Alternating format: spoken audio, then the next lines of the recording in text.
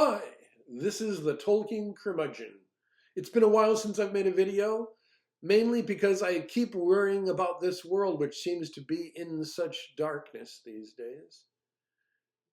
Last month I mentioned something about that, and I think I talked about how if we can apply Tolkien's writings to the real world in any way, one of them should be, I think, that it is a good thing to have virtuous people for our leaders and rulers and politicians and presidents or whatever it is that are leading us. And we seem to have too few of those. And in fact, people don't even seem to be able to discern who is and who isn't a good person.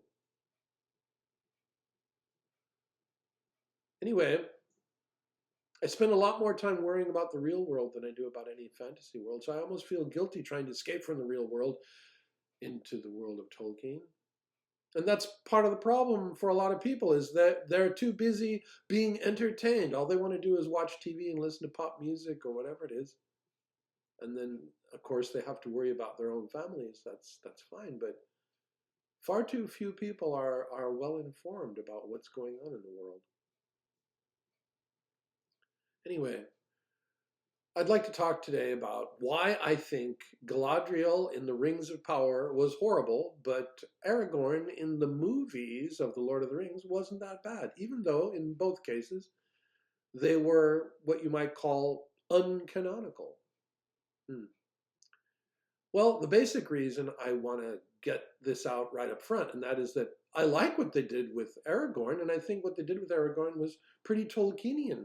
But what they did with Galadriel isn't at all. First of all, let's say that the way they depicted Galadriel in Rings of Power is she's arrogant, rash, petulant, vengeful, and even cruel. And there's no indication anywhere in anything that Tolkien wrote that Galadriel was anything like that ever. In fact, she was notably merciful. I know they want to give a character arc to her to make it dramatic, but you don't have to go from completely evil to becoming the wisest person in all of Middle Earth to have some kind of character arc. I mean, can't they be a little more subtle? Anyway, Galadriel is an immoral, horrible, bad person in the Rings of Power, and that's unacceptable because, in a way, yes, what Tolkien was writing was, yes, it's a fantasy, it's an escape. I mean, there aren't many characters in this world who are as wise as Galadriel or as good as Aragorn. But that's the thing, it's kind of a fantasy hagiography. They're kind of examples that I think we can apply and think we can aspire to be like them a little bit. So I really, really can't stand what they did with Galadriel in the Rings of Power. But it's not just because it's uncanonical. It's because it's terrible. It's immoral. It's evil. Galadriel is totally unacceptable in the Rings of Power. Now, some people complain about Aragorn in the movies because they think, oh, he's a reluctant king. How is this possible? Aragorn was never a reluctant king. He's very weak, and he's, well, okay. There are some things to be said for the fact that Tolkien didn't seem to ever indicate that Aragorn was reluctant to become king. I mean, he sought after it. But why did he seek after it? Was it because he desired to have power? I don't think so. After all, it's those who really want to have power that are most tempted by the ring, and Aragorn is not tempted by the ring. Aragorn didn't seek power for power's sake. Part of it was that it was like a quest laid upon him by his future father-in-law Elrond. And it must have been, I think, for the common good, that he felt that uniting people under a king was not for the sake of his own power, but to bring some order to a very chaotic world. And a good kind of order, not you shall have order, we will rule over you. No, not that kind of thing. Oh, hello birds, maybe they agree with me, I hope. Now, one thing very interesting to note is that when Tolkien talks about, in some of his letters, talks about things more or less political, he says that he leans towards anarchy, and not understood as people blowing things up, but the lack of control over everybody, governmental control. He leans towards that, or unconstitutional monarchy, which of course means a king who actually has power, or a queen.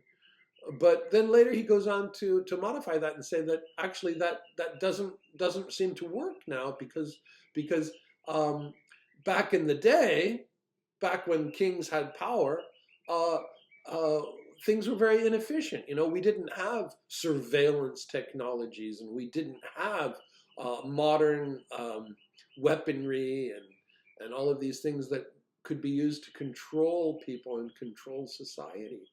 So I think what he was saying was that monarchy doesn't work anymore. So um, those who are seeking to have authoritarian rulers over us, and yet who are Tolkien fans, I really have to wonder, do they understand anything about Tolkien?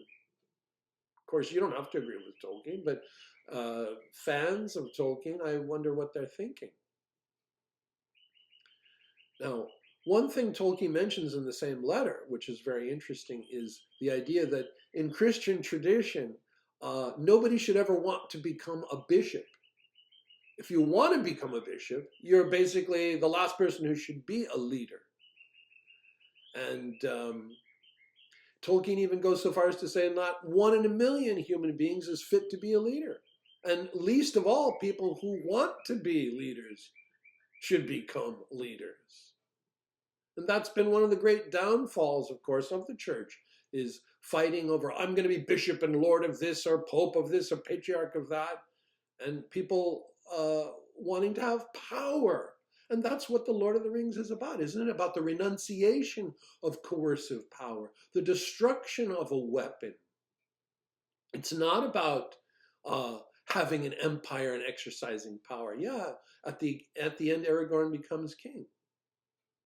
But it's not because he wants to have that power. So yeah, he wasn't really a reluctant king, but the idea of him not wishing to have power, that's very, very Tolkienian. So there's a congruency there, at least to a certain degree, having an Aragorn who doesn't desire power for its own sake, and therefore perhaps isn't tempted by the ring. So there you have it. Let's hope we will not be ruled over by crazy authoritarian power who can use the internet and all kinds of surveillance techniques to rule over us. That's not Tolkienian now, is it? Thanks. Bye.